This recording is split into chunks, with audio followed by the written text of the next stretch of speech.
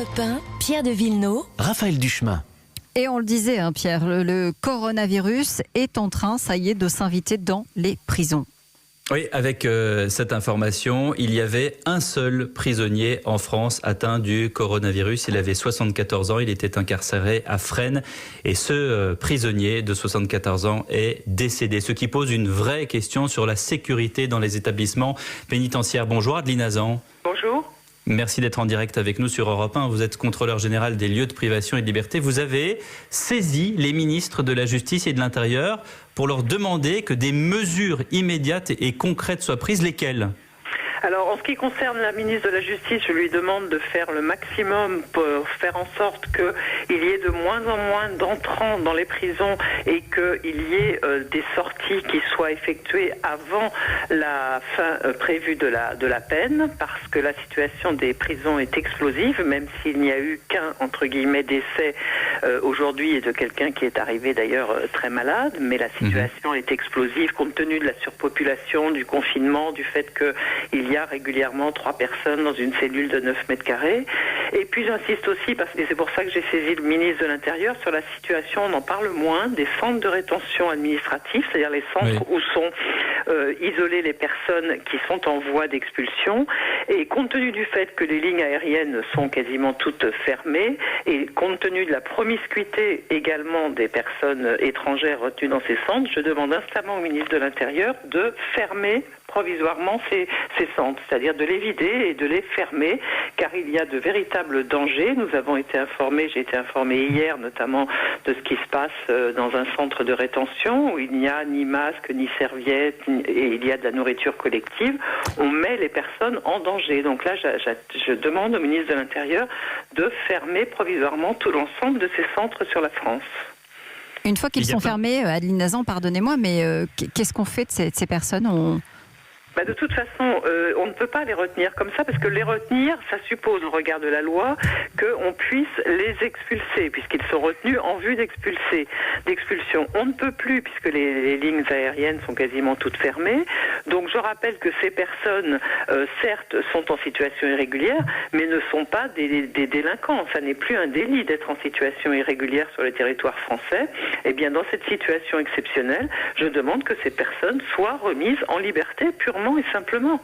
Elles resteront. Et d'ailleurs, le CRA de Bordeaux a été vidé de ses sans-papiers par un juge des libertés.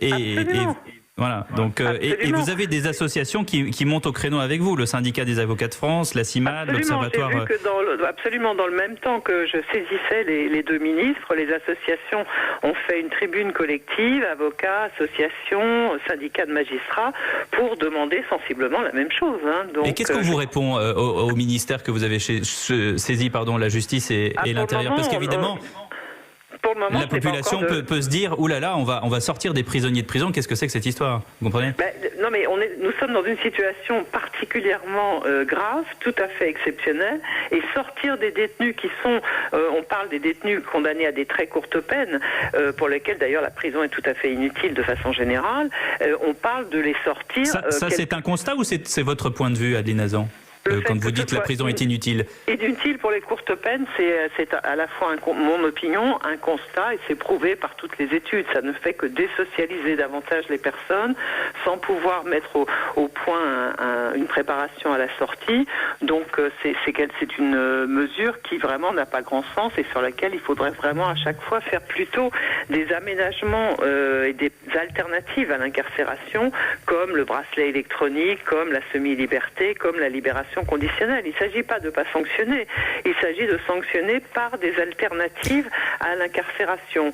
Or, les personnes pour lesquelles je demande qu'elles soient libérées avant la fin de leur peine, il s'agit de personnes qui sont condamnées à des courtes peines et pour lesquelles il faudrait les sortir quelques semaines avant la fin prévue de leur peine. Donc je ne vois pas Adeline Hazan, moi je voudrais aussi alerter l'attention générale sur la situation des syndicats de la pénitentiaire qui ont tiré la sonnette d'alarme assez tôt sur ces préoccupations sanitaires.